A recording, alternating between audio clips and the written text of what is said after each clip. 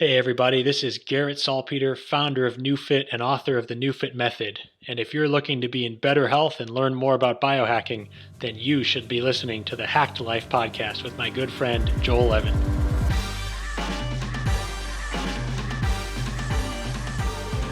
Hey, what's up? Joel Evan here, host of the Hack Life podcast and weight loss coach for busy men.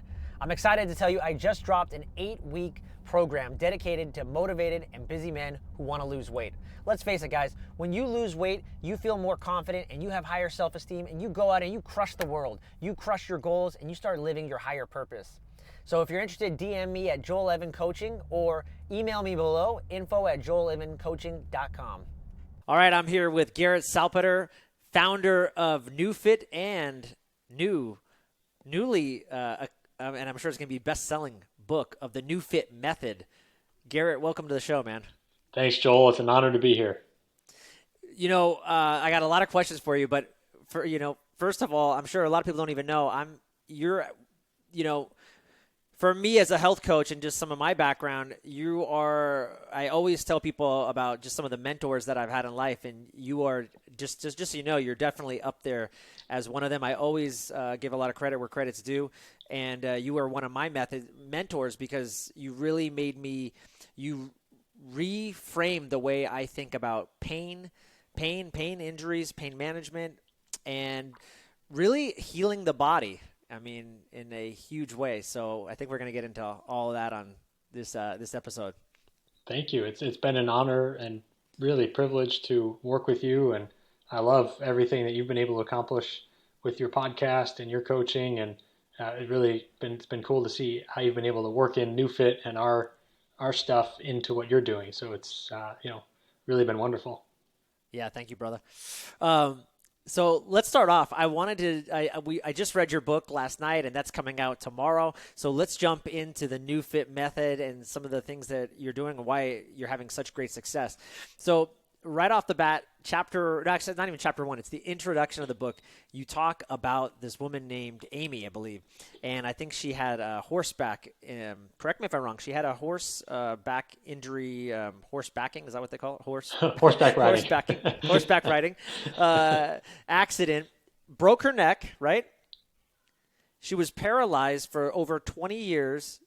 After 2 years of doing some of the things that you guys do at Neufit, she started to walk again.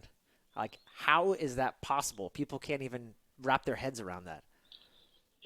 So that has been a really remarkable and inspiring story because I think it's opened a lot of people's minds to what's possible, what possibilities there are for us to heal, adapt, grow, recover, and transform. And in that case, it really speaks to specifically the power of neuroplasticity, where for the history of science until very recently, we thought that the brain was hardwired, that the nervous system couldn't really adapt after a certain point, that if we were injured and lost function, that was just going to be that, and there wasn't much we could do about it. And thankfully, in the last couple decades, we've learned that actually that's not true. We all have this wonderful capacity for neuroplasticity.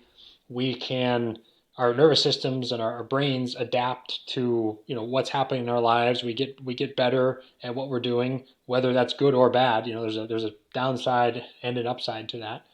And the power of neuroplasticity is a lot greater than most people realize. So this woman, Amy, who had, fallen off this horse, broken her neck and her thoracic spine 25 years prior. She had the ability to adapt and neurologically improve. And you can think about it as simply as the nervous system and the actual nerves themselves. If you challenge them, just like if you're going to a gym and lifting weights and your muscles get stronger, if you send the right inputs over and over and over and over again to your nerves, they too can upgrade. They too can get stronger. And for her, that made a difference. It made a difference over time. There was also something interesting that happened early on, which speaks to some of the downside of neuroplasticity, because she made a little bit of progress very, very quickly, like in the first week, which was remarkable because she had made no progress outside of the first year She got a little bit of sensation back. She couldn't move anything, but the first year she got a little bit back, and then the next 24 years, nothing. So in the first, over 2 years, as you mentioned, she regained the ability to walk with a walker and made these amazing long-term transformational changes. But in the beginning, she actually started being able to wiggle her foot a little bit, and she with hand support had this change in tone and muscle tone of her leg where she could actually lift her leg up with hand support, lift her leg up to her chest and get more movement right away.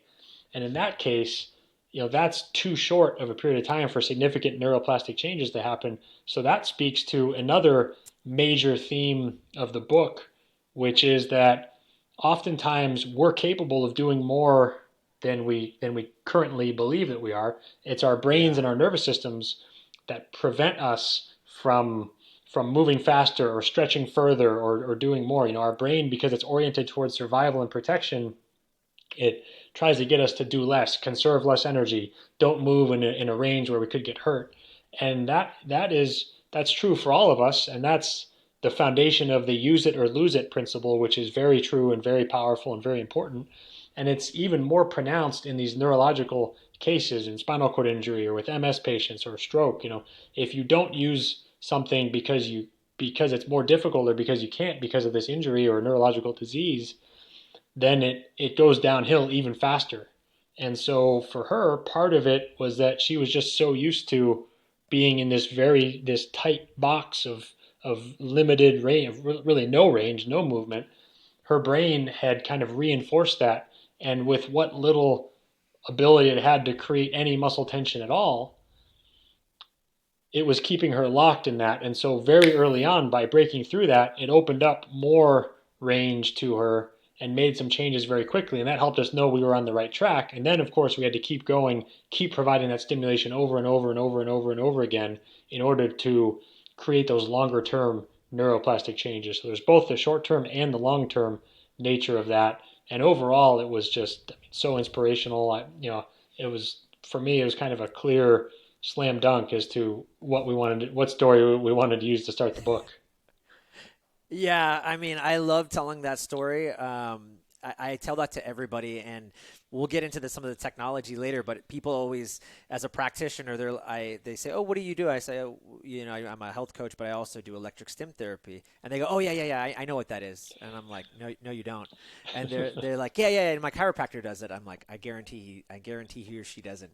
And I go, "Let me explain this." And they always talk about TENS machines and stuff, and I'm like, "Let me explain this. This machine is so remarkable that people that have been paralyzed walk again." And I go, "I don't think the TENS machine has done that yet that I know of. So sorry, it's just different." And by the way, people can that I think you guys have like a video that like was made, right? Amy, am I wrong? That they can go check out. Isn't there like a document? I can't remember if this is Yeah, that person or yeah. There's somebody else. like a 5 or 6 minute, a mini very short form documentary. It just tells her story, and I'd be happy to Yeah, share the link with you, or maybe put it in the notes here. But yeah, yeah, really cool, and you can see her not only telling her story, but a lot of video of her, in the beginning using the machine while she was literally like rolling and crawling, going through the steps that babies learn to walk, going through that progression. So starting there and then doing just seated, knee extension and knee flexion, and then walking with a walker where me or someone on our team is helping to support her legs, giving that manual assistance, and you kind of see images or little video clips from that whole progression. yeah. So cool. Well, yeah, we'll throw it in the show notes for sure. That's great. Um, can we backtrack really quick too and just talk about like how did you fall into this world of direct current and electric stim therapy? Because your background is not you have that engineering background, but you're not a traditional, I guess what they would say, like a PT or a chiropractor. So what was your experience with like the direct current and how you even got interested in this? Yeah, that's a good question because it is definitely a non-traditional background. I grew up playing ice hockey, ended up playing some in college, and was very passionate about the human body and physiology. But I really thought I was going to be an engineer. I was kind of underwhelmed with my initial experiences with traditional physical therapy, traditional orthopedic medicine. And then, I had a really lucky experience, lucky circumstances that happened because of an injury that I experienced in college where I had some torn ligaments in my wrist. I was supposed to be out for 3 months and have surgery. And through these serendipitous circumstances, I met a chiropractic neurologist who introduced me to this concept of functional neurology and was the first one to kind of reframe this approach for me and help me look at the underlying function instead of just being so enamored with the physical structures and the tissues and focused on what was broken. We looked at the function of the muscles around that tissue that were supporting that tissue as it healed. And he also introduced me to direct current. So we were using more primitive, like microcurrent, direct current that helps stimulate healing within the body. So this kind of, also with the background of being an engineer, this really spoke to me because I could see from first principles this very logical approach of, okay, we're going to support the injured area as it heals, and then we're going to provide this signal that's going to help optimize and accelerate that healing process. And it kind of clicked with me conceptually, and then to see what happened really, really blew my mind. I went through this process. My ligaments healed in 2.5 weeks. Instead of 3 months, I avoided surgery altogether. And it was just this really life-changing experience. And going through that, I felt within me this calling to share the work with as many people as I could. And I had no idea at the time what it would look like. I ended up then, I was already set to come down here to engineering school at the University of Texas, graduate school, which is how I got to Austin. And I came here and ended up, as I was finishing my master's in engineering, starting a clinic here, working with a local chiropractor, and the Neufit and all of this work evolved out of that. But really, it's from that experience, and it's really one example of how the greatest challenges can be the greatest opportunities, and how we're able to learn through adversity. And for me, that injury, I was so frustrated when it happened, and then little did I know it would change the whole course of my life. Yeah, it was super serendipitous. Like, who would have known? Like, that would have been the impetus for you to do what you did. Neufit would have never been born had you not get injured. So thank God that happened. That's right. Um, could you tell people? So one of the things you mentioned too is the DC current, and that this physician, this practitioner that had, you know, people always hear current and electric stim and DC, and they're like, oh yeah, the Russians have been doing that for years and stuff. How come? Why? What was going on that it wasn't like? I feel like you've made it cool. You've made it popular. You've figured out a way to harness the DC current in a way that is user friendly. What was going on before that, or why was it like not as well known? That's a really good question, and I think some of this history is at least as clarifying or instructive because that is a kind of a head scratcher. Like if it's so much better, why isn't it being used? And that does speak to the history. So you're right, and whoever was saying that, oh, didn't the Soviets do that? They did. And back in the 60s and 70s, in the heyday of Soviet sports science, when they were trying to have the best athletes in the world so that they could prove that their socialist system was best and that they could prove they were the dominant nation and philosophy and everything in the world. They really invested in their sports program as part of their intention to prove that. And one of the things that they did was, a lot of work with electrical current, and they did use direct current, and they found tremendous benefits. However, they also had the issue, the challenge that the direct current, because it would cause ions to accumulate, positive ions go towards the negative charge and or negative electrode, electrode and vice versa. They would have these really significant burns on their athletes, and they could, Kind of a problem. yeah, right. They could do it for Mother Russia, but like we don't do that over here, right? We can't just burn people. And so because of that major limitation, direct current was just cast aside for decades, and alternating current became the dominant method, and virtually everything that's out there in the world of electrical stimulation today, the TENS, the Russian Stim, interferential, the things that people may have heard of, the Compex or Power Dot, those are all alternating current.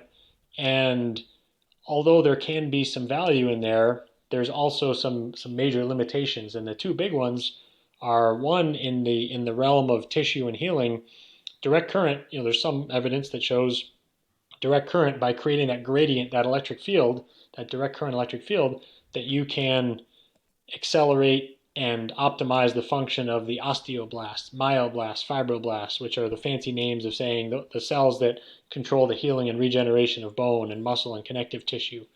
So they'll orient and they'll work better under the influence of that direct current.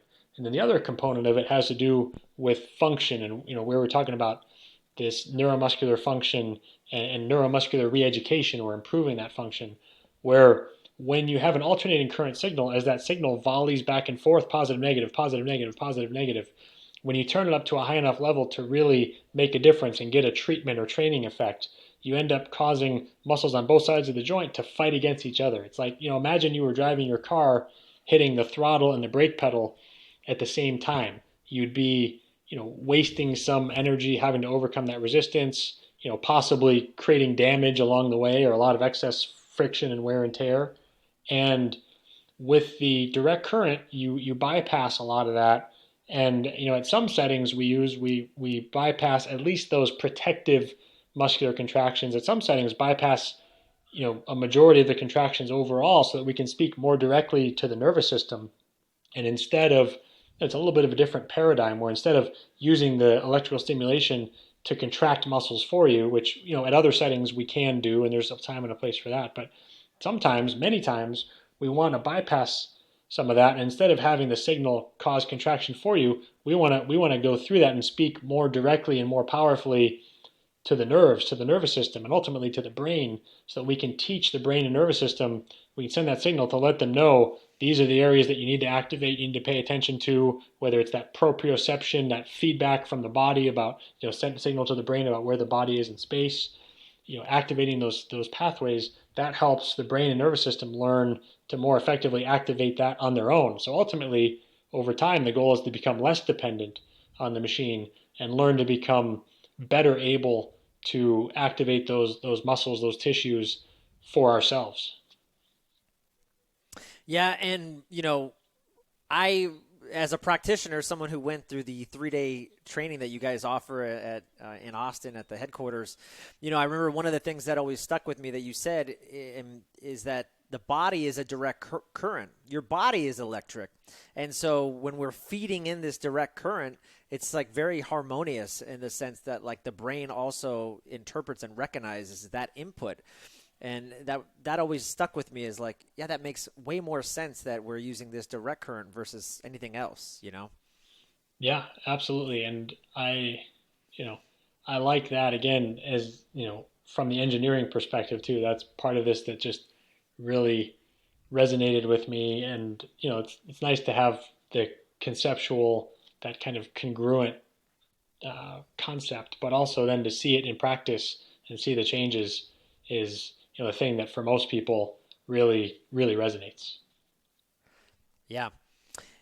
I wanted to ask you just I think a great example, when I think people misunderstand pain or injuries for that manner completely wrong.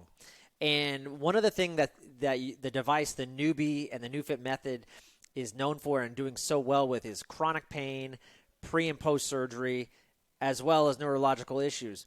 One of the examples, though, that you give in the book is with this guy named Rob, who throws at his back, which I love this example because there's so many people that I work with, and that's just so common. We know people that just throw out their back, and they're writhing in pain. And this guy, he couldn't walk. He came into your clinic doubtful that this would even work.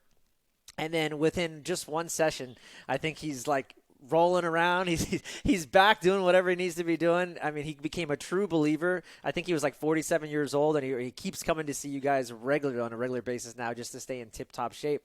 But I was wondering if you could just tell the audience, like, what's going on there when people are experiencing this chronic pain, and you've kind of alluded to it earlier with the brain, but in that example with Rob, someone throwing at their back, what's going on there, and why is he getting immediate results like so fast with the Neubie? Yeah, that's a great question. Very well said, well presented. And there, I think there's one thing to clear up, and then kind of the main principle, main take home point here. One thing to clear up is when someone says I quote unquote threw out my back, what they don't really mean they threw out their back. If they if their spinal cord, if their spine dislocated and they were a vertebrae was jammed in their spinal cord or something, like they'd be paralyzed or they'd lose control of their bowel and bladder, or there would be something like that. So when people have this sharp pain episode of throwing out the back, it's usually more of a functional than a structural problem, even though it feels like, oh my gosh, something is broken. The alarm bells are ringing in the brain. But it's a really, really powerful example of this principle that I really like, and I think people can apply this in other areas of life too. But so many times in life, it's not necessarily as much about what happens to us as it is about how we respond to it.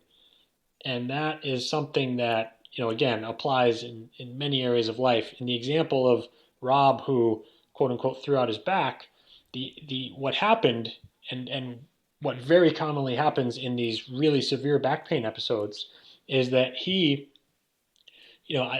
bent down to pick up a pen, something that's seemingly innocuous, seemingly harmless, and yet he got up and he got that jolt, and he was like had to rest his hands on his knees and hobble around.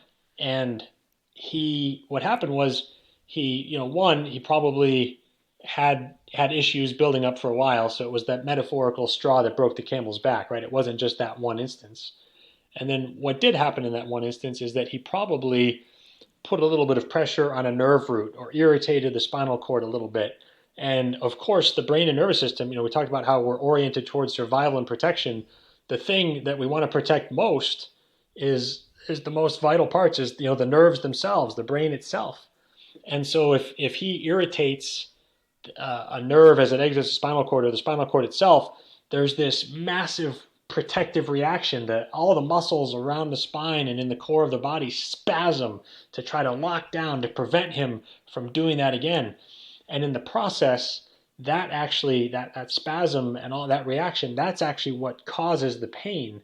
That pain is part of the protective reaction. Pain is a signal generated by the brain, and it's the brain's way of saying, don't do that, don't move there, don't load that area, do something different, change your behavior. And so the pain is a part of that cycle of protective spasm. And here, it wasn't so much about the original injury as it was about how he responded to it. So when he came in, I mean, literally, like, he hobbled into the office. He's hunched over, supporting himself on his hands. It takes literally a full minute to climb onto the table.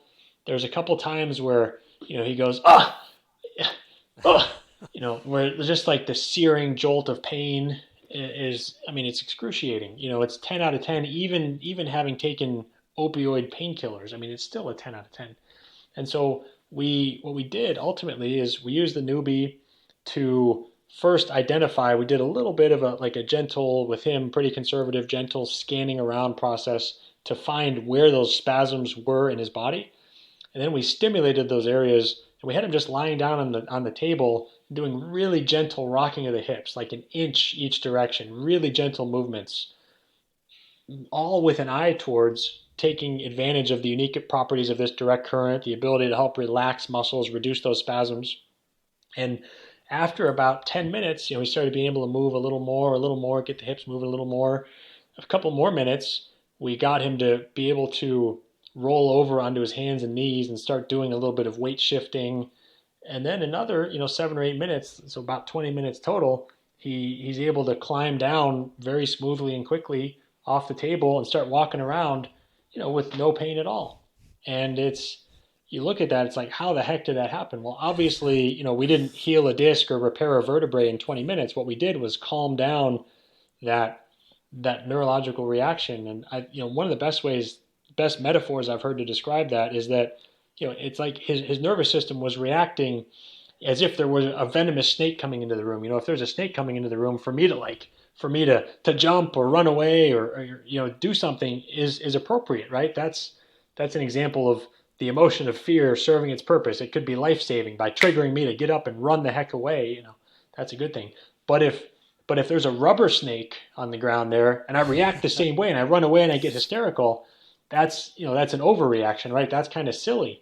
But that's what happens within the brain and the nervous system. Some people a lot of people can relate to the fear around something like public speaking, where you're not going to die, but it feels like that because of that deep fear of feeling embarrassed and possibly being if we're embarrassed enough, maybe the tribe will kick us out, and there will be some survival issues around that. But that deep protective patterning is what triggers those kind of out of control spasms and that cycle of back pain. So we're able to help him break that, help him recalibrate that response so that he realized it was a rubber snake instead of a real venomous snake. Yeah. So cool, man. So cool. And I have as a practitioner, I have a story similar we were talking to just prior where I had a guy who was hunched over for 4 days. Same thing. It was as simple. He was moving. So he was in the process of moving. And one of the things that I love you talk about is the threat bucket and how, sometimes, again, the brain and our perception of pain, meaning, I always tell people finances, marriage, kids, moving, all these things. And this guy was pretty stressed with all those things. But at the moment, all he did was just turn and breathe the wrong way, and he threw out his back. And 4 days, hunched over, just like our friend Rob here. And within 15 minutes of doing the Neubie, he was back, standing up straight, walking like nothing had ever happened. And so it's pretty cool to see stories like that. That's awesome. I'm glad you had your own. I mean, sometimes you almost don't believe it until you see it or experience it for yourself. Yeah, yeah. I wanted to, for people that don't know kind of how it works, if someone were to walk into your clinic, I know in the book you mentioned these 3-step process for the Neufit Method, but if someone were to just walk in your clinic, what can they kind of expect? Like, how does a typical session go? Yeah, that's a really good question. It can vary a little bit whether someone is seeing you in Northern California or Idaho, or seeing us in Austin, or hundreds of doctors, therapists, and other practitioners that offer Neufit services around the world.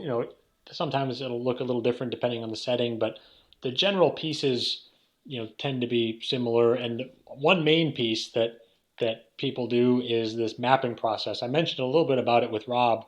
So what that looks like is we'll actually take one of the pads and scan it around on your body. So if you're listening to this, if you were coming in to see a Neufit practitioner, you likely will have this mapping process. And what'll happen is you'll have this current, this electrode being scanned around on your body, and as you go over certain places, you'll have some places where the tissues are working well, and it'll just feel kind of pleasant. So what's actually happening there is that signal is loading your muscles or tissues as if you were training or challenging yourself, like stretching or lifting, or like there's some sort of challenge on that tissue.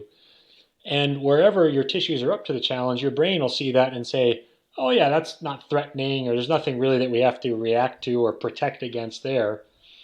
But then you'll have other places in your body where, because maybe you just had an injury, or you're in back pain, you have back pain like Rob, or you just had surgery. If your brain is actively protecting around that area, or trying to inhibit or shut down the function of muscles and other tissues in that area, if you then have the electrode scanned over one of those areas, your brain sees that and it says, whoa, whoa, whoa, that's actually threatening. There's something about that we need to protect against, and it'll trigger this reaction. It'll feel like kind of like a trigger point, or something that's just more sensitive. So it should be a little bit uncomfortable, maybe a little bit painful, but it'll have that kind of alarm response. And a lot of people comment that, one, whoa, I really felt that. And two, they comment, oh, it's actually cool that we found that. I mean, even though it's not pleasant, it's cool that we found it because, oftentimes I think that, my therapist or, whatever is kind of guessing. Whereas when we find this spot, I know that we're on it. I know that we really found something.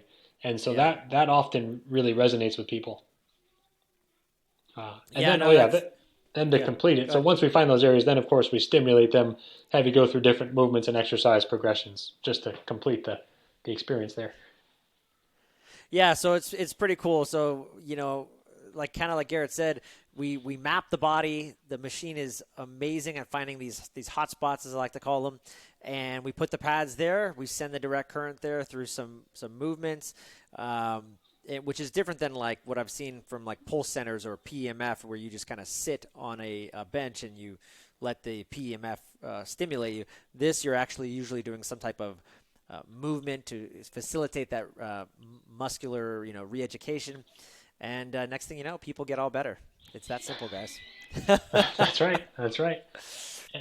And we Go ahead. typically do see, if we're on the right spots. One cool thing that we've seen just based on our kind of internal data and different surveys is that 90%, a little bit over 90% of people do notice tangible improvements on that first visit, whether it's increase in range of motion, decrease in pain, better strength, quality of movement, whatever it is. But uh, it's pretty cool, and that speaks to the degree that most problems have at least some functional component. Pain doesn't always mean something is broken, that it's just a tissue problem. It most often is the case that at least part of the problem is this functional and neurological response. Yeah. I remember in the training and then one of the 3-day training in Austin, you tell this great story. And of course, when I'm sitting there, I'm thinking, man, just like you said, I think, oh my God, this machine can do anything. It's the like this is great. I can't believe that I'm sitting here and learning all about this. And you said, yeah, well, calm down, guys. Just so you know, like we've had people walk in, and I think you gave this example of, I think it was like a bodybuilder of some sort or someone who really lifted heavy and was doing a bench press of some sort and tore their pec. I think it was the pec, or maybe something, a labrum, possibly in the shoulder, and comes to see you, had known about the Neubie, knew about Neufit, said, I know you guys can help me. The doctor says I need surgery. I don't want to do it.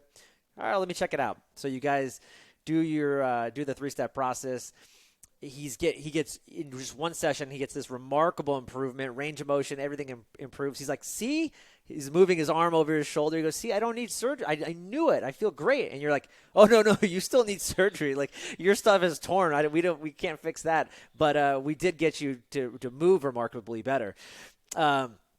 Which actually it ties in, I think, kind of why. And then actually on that note, he went and got surgery, and I think you said the surgeon said, oh my God, this was the easiest surgery I did for someone who had torn a pec of this nature, because I was able to simply glide reattach the labrum so easily, and you talk about, and maybe you can just kind of highlight, this is a great example of kind of like the tissues being not in that cage fight or flight state, and so the surgeon was able to do his work. It made recovery and everything that much better and that much easier, which is, I think, one of the reasons why Neubie gets such great results pre and post surgery. Yeah. Yeah, I'm glad that story stuck, and glad you brought it up here. That was cool. So that was actually that was the pec tendon, that one that he tore, and so it's one where he tears a tendon and it literally falls away from the bone and kind of balls up, and there that normally, yeah, in order to repair it, the surgeon has to like grab that and pull and pull and pull and pull, to bring that tendon back out across the chest out to the humerus, the arm bone where he can reattach it. And because we went through and the process and found where he was contracting and protecting and bracing, where he had all those intense muscle contractions, and then help reset the tone of the muscle so the tissue was more relaxed and he could move his arm better, even though, yes, he still needed surgery in this case where the tendon had completely torn off of the bone. Uh, that's what the surgeon said. Yeah, normally that muscle he'd have to pull so hard because it would be so balled up, have so much tension there. For him, it just slid back out, and the recovery was pretty remarkable there too, because if we think about this same neurological response to trauma, I mean, what's more traumatic than surgery? Like, gosh, you're getting cut into, torn apart, put back together. The body doesn't actually understand that. Oh yeah, now we're in better shape. Now, we're put back together. This is a good thing. All the body understands is, holy shit, serious trauma. Pardon my language, but Yeah, yeah, that like there's been a lot of cutting and piercing, and the body does not like that at all. And so in response to that, you have the typical response to injury. You have tightness, you have weakness, you have inhibition, you have muscle atrophy, but times three, times four, times five, way more than with a typical injury. And so then, it was good that he was in good shape going into the surgery. That always helps. The more strength reserve you have, the more of that functional capacity you have, the better off you're going to be after surgery. And in that case, then we also worked with him after surgery again to identify where the body is protecting, where it's responding not to the injury, but this time to the trauma of surgery, and work through that. And it sort of changes the whole trajectory of the surgery, because the typical course and why it often takes so long to recover from injury from surgery is because of this response. Because the body is, after surgery, for example, if the body is shutting down that neurological signal to the muscles in that area, there's significant atrophy that happens in the first week after a lot of knee surgeries. I mean, someone's thigh circumference can shrink 30, 40, 50%. I mean, you can lose a lot of muscle very quickly if wow, you're not loading it, not using it. And in this case with him, we used the Neubie. We helped him, not only work through the inflammation, increased blood flow, all those things that help healing. We also helped him work through and reset and recalibrate that neurological reaction to the trauma of surgery so quickly that he didn't have that atrophy. So he didn't kind of dig himself deep down into that hole where he had so much atrophy that he was going to have to spend all this extra time on the back end of the recovery building that back. It would kind of change the trajectory of the surgery from the beginning, where things didn't get as bad for as long, and therefore he didn't have to, the whole process was much shorter. yeah. And in your book, you talk about a great story with Trent Dilfer. I mean, cutting down his recovery from surgery as well. I think it cut his recovery time by like 50%. You've got another great example of a college baseball player who, same thing, ACL injury, cut her recovery down by 50%. I mean, anybody that wants to learn more about some of these healings, or if through post surgery, you can learn more about it in your book. Yeah, absolutely. Yeah, there's a whole chapter on recovering from surgery, and I think that's one of the most interesting themes around surgery recovery, is that it really is the same thing as injury recovery, just amplified because the trauma is even more severe. So we in some sense we treat it the same way.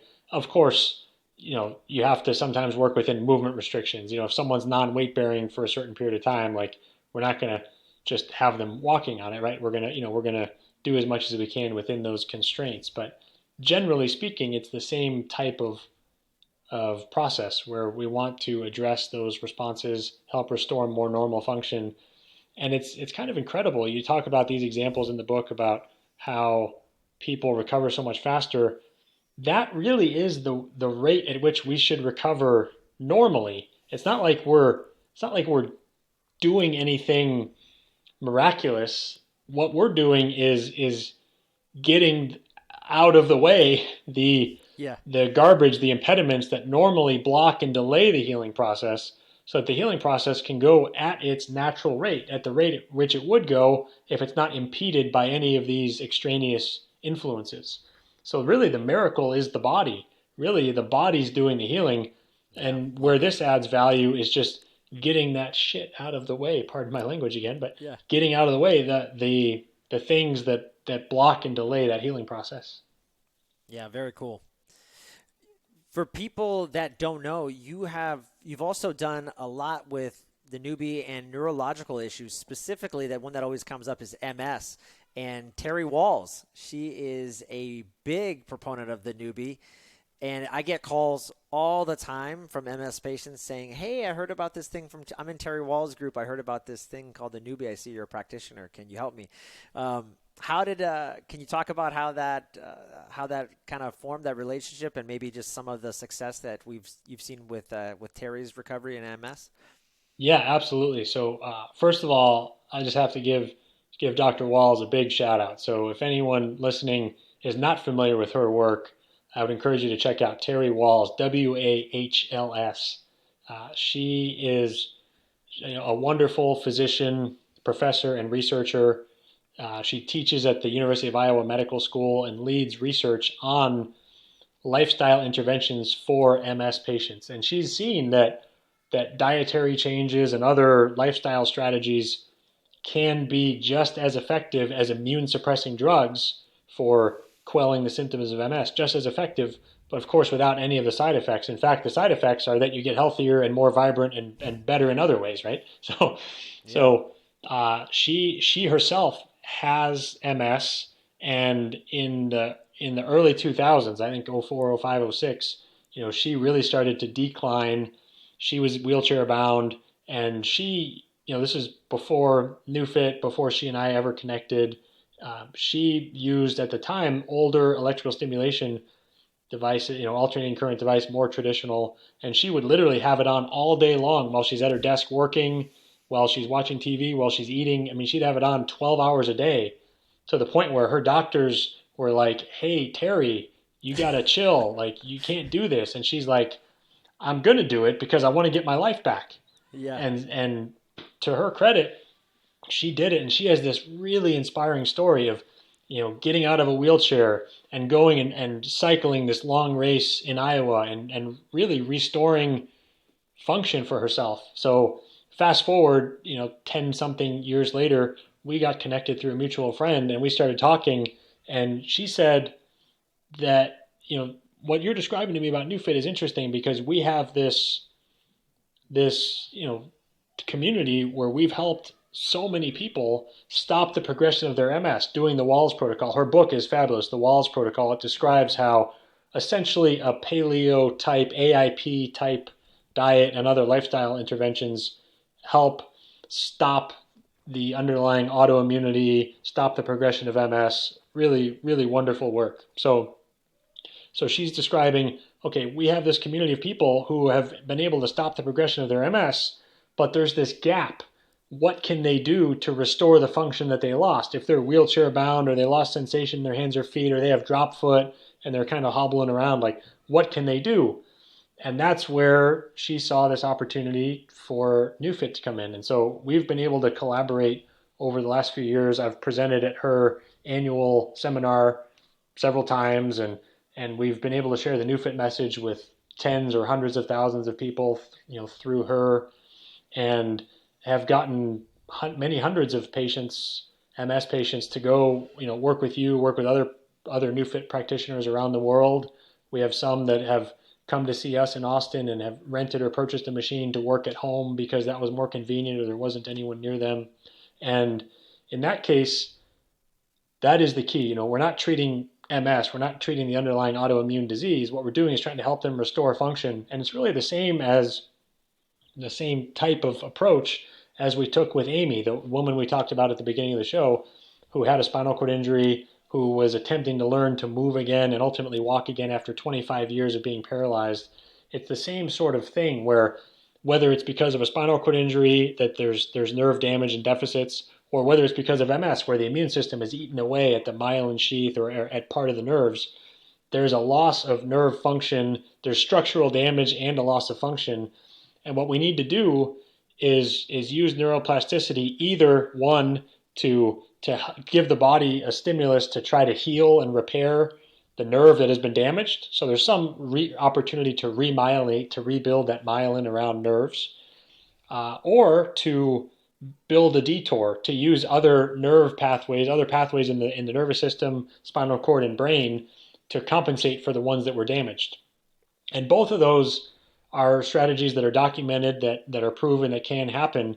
One of the prerequisites is that you need to have enough of the right type of stimulation on the right pathways in order for that to happen. So in the world of MS and actually even more, and this came out of stroke and or stroke recovery, but it's the same principle and it's done with MS patients. There's this concept of constraint therapy.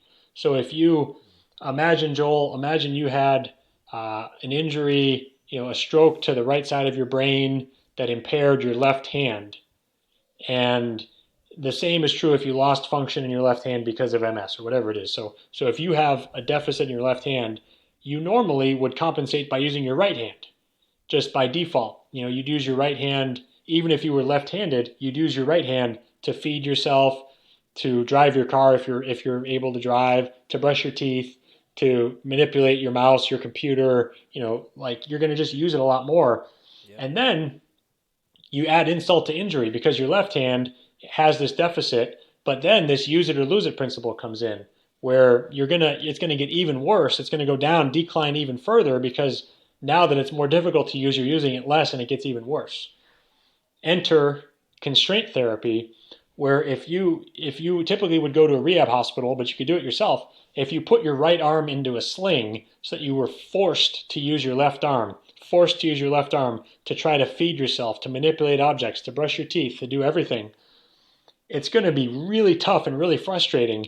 But if you're forced to do it, you're going to try to do it hundreds and thousands of times each day. And eventually you accumulate enough repetitions using that left hand where you start to drive these neurological changes, and you'll see structural changes in the brain. You'll see new pathways, new brain areas activate to try to compensate for that. And you'll see potentially even some healing along the nerve pathways in that left hand. So the key there is that you need enough stimulus, but it's a lot. It's like 5 to 8 hours a day for weeks and weeks and weeks until you start to see these changes, hundreds of thousands of repetitions. So you can do something like that, which is fabulous, which is wonderful. Constraint therapy, there's a lot of value there. Or you can use the Neubie, a tool like the Neubie, to create that much stimulation, that much of the right kind, high quality stimulation to drive those changes. By stimulating the left arm, the left hand, going through the process, you can start to drive those changes much faster than if you need to accumulate those hundreds of thousands of repetitions. Because in the time in a session, when you can do dozens of repetitions, you're getting the equivalent input as if you're doing hundreds and hundreds. So there's still an amount of work that you need to do. You're just able to drive that faster, so you can reach your destination faster. You can reach that critical mass faster, and along the way, you start to see these changes that are really inspiring and motivating. Because if someone has lost function, to even just to see minor changes in sensation or autonomic function, even if it's like the ability to sweat in an area where they couldn't sweat before, and then starting to get some movement, it's really exciting and it motivates them to want to continue. So that's where this kind of fits into that realm of MS patients or other neurological injuries, is helping to restore the function that had been lost. And really, it's again that power of neuroplasticity.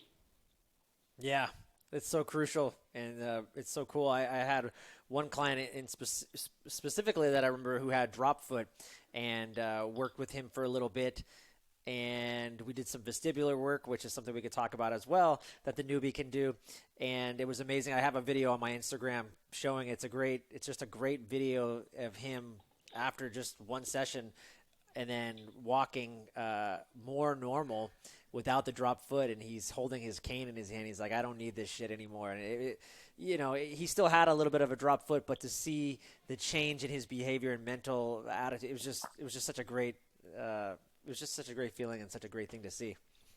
That's awesome. That's so cool. I mean, thank you for sharing that. And that's one of the most rewarding and gratifying and humbling and exciting things about this, is seeing people like you that are able to take this work and reach people and touch and impact and transform the lives of people that I'd never be able to interact with from here in little old Austin, Texas. A little old. Uh, um, I wanted a couple more questions, and then we'll jump into some lightning round questions. I wanted to ask you, though, in your book, you talk a lot about breathing and HRV, which I think is pretty crucial. And a lot of biohackers and a lot of people are using HRV as a measurement of overall recovery. And so I know you have been doing a lot of research recently with BioStrap, which is a company that makes their own HRV monitors. And I was curious, what have you learned so far with in combination with BioStrap and the Neubie? Yeah, I'm glad you brought that up too. That's been a really exciting area of inquiry, of research for us recently. And most of your listeners probably know the value of heart rate variability. Just a quick high level, I would say it's a really good indicator, as we describe them in the book, or a glimpse into the function of the nervous system. And basically, the higher the heart rate variability, the better the nervous system is functioning, and the better the nervous system is able to do all of the things that it does. Which, well, what does that mean? Well, the nervous system literally controls everything about us. I mean, heart rate, blood pressure, digestion, waste elimination, reproductive function, blood flow, energy, cognition, mental function, emotional and psychological state, movement, pain. I mean, you think about the nervous system as this common thread that's woven throughout virtually everything in our life and health experience. And so, heart rate variability as a very meaningful indicator of the nervous system, is important. Something we like to look at, something that I think gives us a lot of important insight. And so one of the things that we discovered just kind of by accident is that using the Neubie, people who have these different wearable devices would say, "Hey, my recovery went up. Hey, my heart rate variability went up," and we started to see this trend. And then we have a well, actually, I'll save. I'll get to that later, but. So with BioStrap, we decided to look at, okay, what are the effects? They have this wrist strap device that actually have it under here, but well, most people are listening to this. But it basically looks like like a Fitbit watch, but without the watch face, or something like that people wear.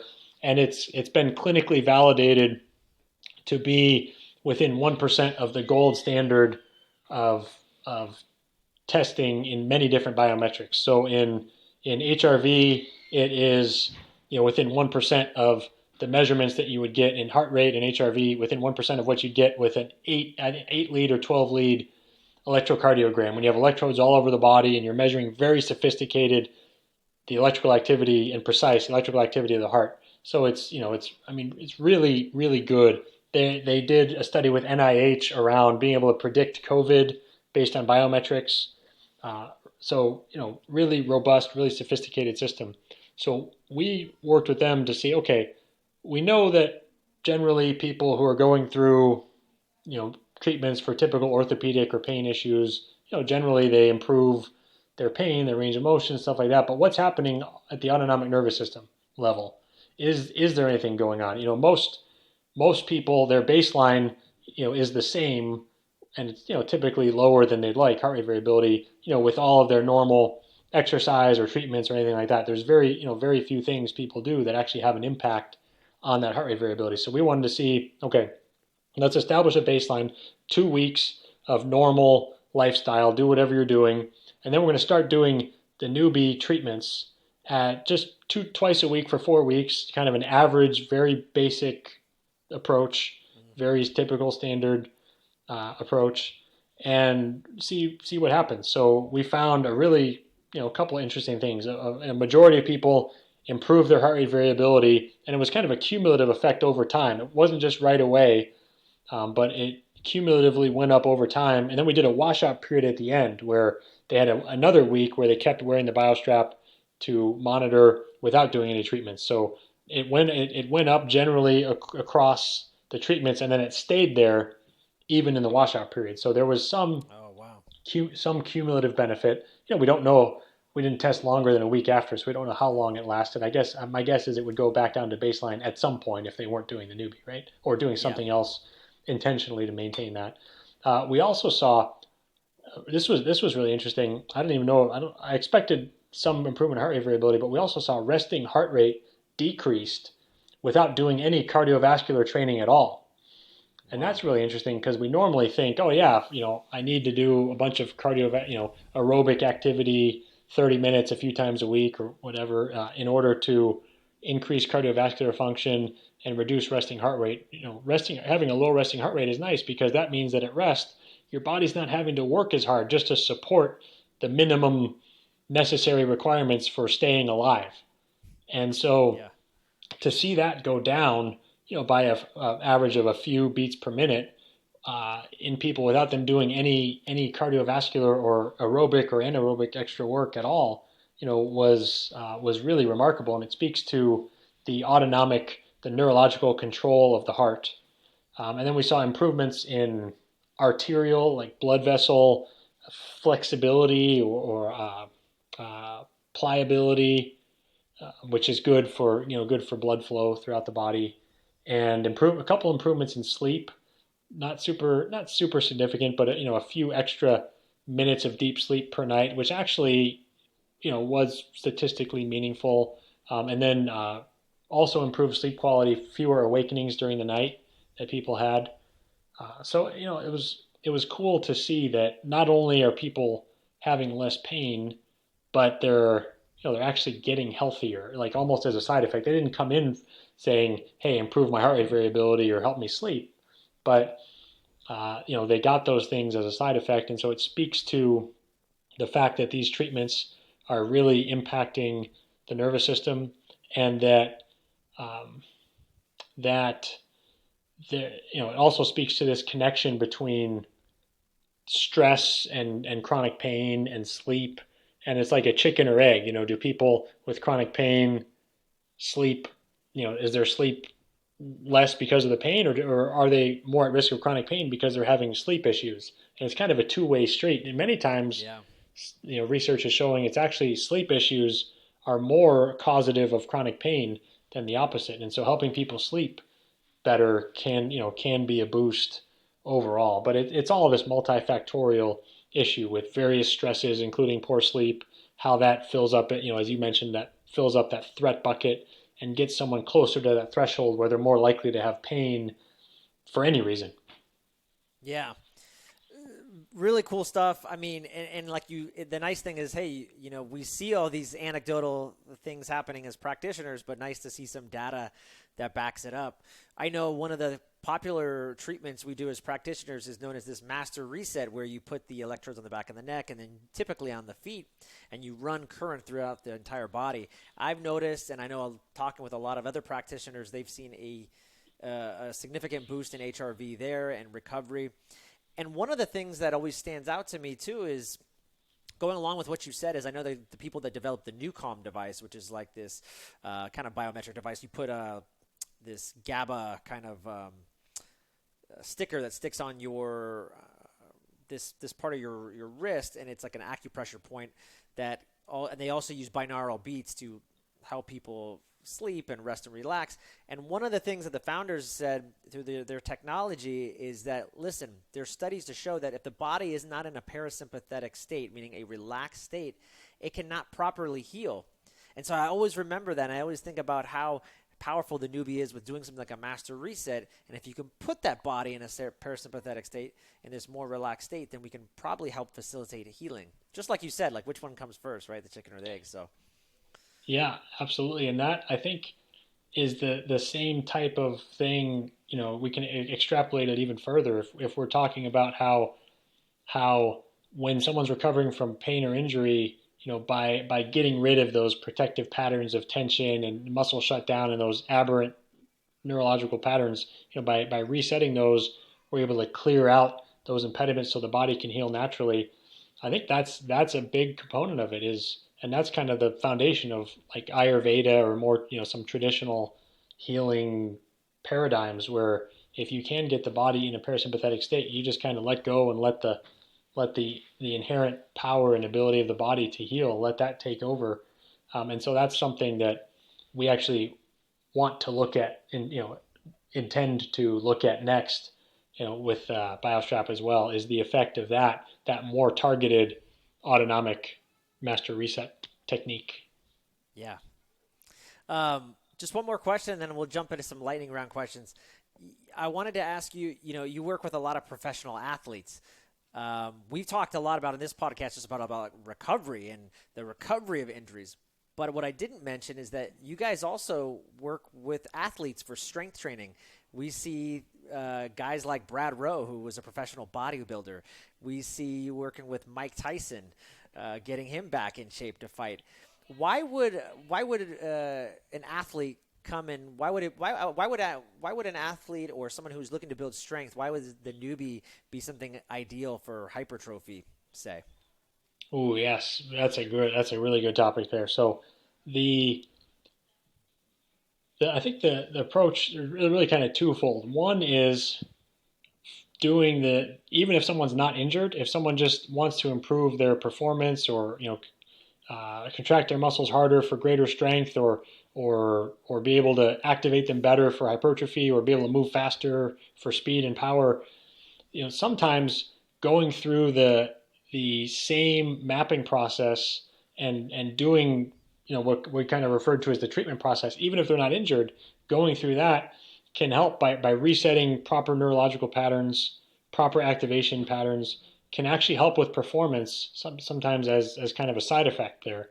And so even if someone's not injured, I would like to go through that first to see if there are any of those dysfunctions that are limiting. If they might be going to train, but they're fighting an uphill battle, like pushing a boulder uphill, they'll push it up and it'll come back down, push it up and it'll come back down, because they're having to fight against these underlying issues within their neuromuscular system. So first of all, let's do that. And sometimes that makes a huge difference, sometimes not. And either way, once we've worked through those initial steps, then we can go to this kind of training where we can more specifically program the body to contract muscles harder. So one benefit here is, say you're an athlete who has a lumbar spine injury, and yet you want a max strength stimulus on your lower body.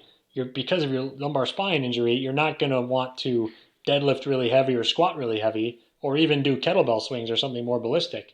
So what you can do is you can put the Neubie on, and we can manipulate the settings to get more muscle recruitment. And you can do just body weight squats, but get as much muscle recruitment as if you were lifting really heavy weights, like you were squatting or deadlifting, depending on what movement you're doing, whether it's more of a squat or more of a hinge pattern. And you can get those same strength training benefits, but without as much mechanical load on your joints, as much risk of injury. And yet you can get that stimulus. You can still make progress in strength and performance. If you want to do more for hypertrophy and muscle building, it's the same sort of thing as if you're doing it normally without the Neubie, where if you want more strength, you want to contract harder and then rest more so you can do it again. Whereas if it's more hypertrophy, you want to go more to fatigue and do more volume like that. Those apply, and so we can use those same variables with the Neubie.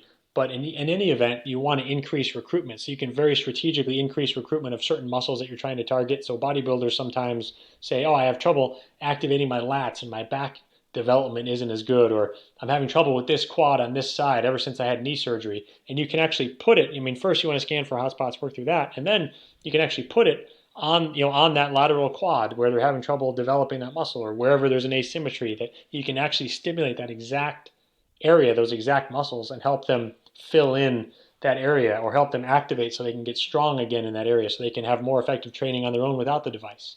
So there's a lot you can do to help turn on or increase the strength or recruitment in certain muscles, or create length and balance for better joint movement, by working on other areas. Like I said, what can this machine not do? It Well, belongs in every household. I'm inclined to agree with you on that, but we know there's limitations. It's not, it doesn't do everything by any means. But in this realm, in this neuromuscular realm, there certainly are a lot of applications, and it's really fun to explore them. And it's cool to be able to work. I initially started working with people like me that were athletes looking to recover faster, and it's fun to work with pro sports teams and athletes. And then it's as or more exciting and rewarding to work with these neurological patients, and kind of see the whole gamut, that whole continuum. Yeah. I want to jump into the lightning round of questions because I know we're running up to an end here, end point almost in terms of time. But really quick, you just dropped the book, that's a lot of work. Writing a book is not easy. But are there any other exciting projects? That you guys are working on over there at Team Neufit? So we have a couple going on right now. I mean, the biggest ones are some of the other research studies that we have in the works. So we talked briefly about the study we just completed with BioStrap. We have another one with a university-based professor of exercise physiology who has a couple of studies. The first one's just about to be published. The second one's in data collection right now, and we're looking at what's happening with the Neubie in this hypertrophy realm. So comparing, the first study, for example, was within the same subject with one arm doing bicep curls with 75% of one rep max, and on the other side, just putting the Neubie on and doing bicep curls with no external load, no weight at all. Oh yeah, very And we cool. saw we saw the same, and that arm that was lifting weights, if you look at it with ultrasound, you see this fluid shift. There's an increase in muscle thickness and muscle cell swelling as the fluids move in there. And there's fatigue and there's some soreness and all these different variables that are part of the process of ultimately hypertrophy and building muscle. And the cool thing is they saw those exact same things on the other arm that was using the Neubie with no external load, the same by ultrasound, the same movements of fluid, muscle cell swelling, all these things. And the next one, they're going to be comparing muscle growth. So that was like an acute study. What's happening just in response to a session there. The next one is going to be longer, based on or a longer study looking at muscle growth. So looking at knee extension, using 75% or 80% one rep max for knee extension quad exercise versus using just the Neubie on the other side within the same subjects, doing it for like 6 to 8 weeks and seeing how the muscle growth compares over time. So we've got some cool studies going on there. We're also working with a couple of orthopedic groups to look at how the Neubie affects the rate at which patients are reaching their functional milestones after recovery. So how quickly are they regaining their range of motion, strength, other performance measurements compared to traditional standard of care physical therapy. We have some other studies looking at functional outcomes in stroke and MS and neuropathy patients. So I'm really excited for some of those because I think they're gonna show some really compelling findings, and we're going to learn a lot too. So I'm really excited to learn. It can help us optimize our protocols and applications and help us learn new mechanisms that are happening, and all these things that can help us move this forward. Yeah, very cool, man. That's awesome. You ready for some lightning round questions? Let's do it. I got the lightning bolt right here, so I'm we're prepared. we're ready. I'm curious. What are some choices that you made? You think that made you who you are today? Ooh, that is such a good question. I think there were two things that really stand out are in the beginning when I was kind of starting my career. I had some job offers, from Accenture, a big consulting company. I had an opportunity to interview with a big investment bank because I was like good at math, engineering, this like kind of cognitive or like quantitative thinking, and I decided not to do it because I just like the money would be nice. It might be there might be elements of it that were fun, but I just didn't really love it, and so I just kind of I think that was probably the biggest choice I made was to really follow what I'm passionate about, and it took a long time for it to bear fruit in terms of actually leading to any sort of business success. But those little wins along the way of discovering this and helping another patient with that, and doing those little wins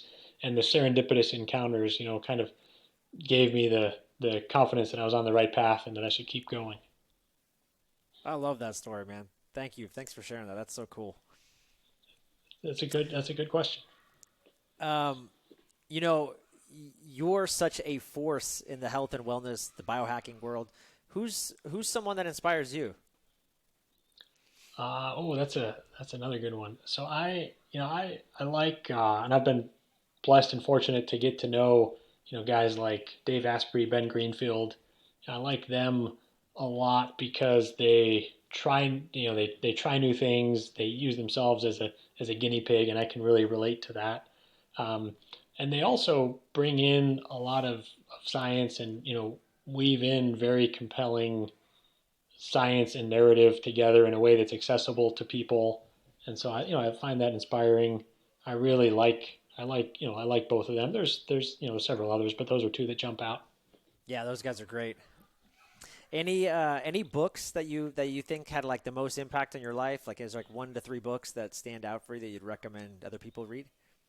Ooh, if this conversation about electricity of the body and how it can affect the body is at all interesting to you, I'd have to encourage anyone listening to read The Body Electric by Robert Becker, and that is one of my favorites. I try to read it every couple of years. And I first read it probably 15 years ago, but it's so inspiring. I just feel like it's the playbook for my life, like in the sense that okay, like able to incorporate elements of it, and it's like there's so many other things in there. It's like, oh, I want to learn about that next. Oh, I want to see if we can do that next. Oh, I want to do this and that.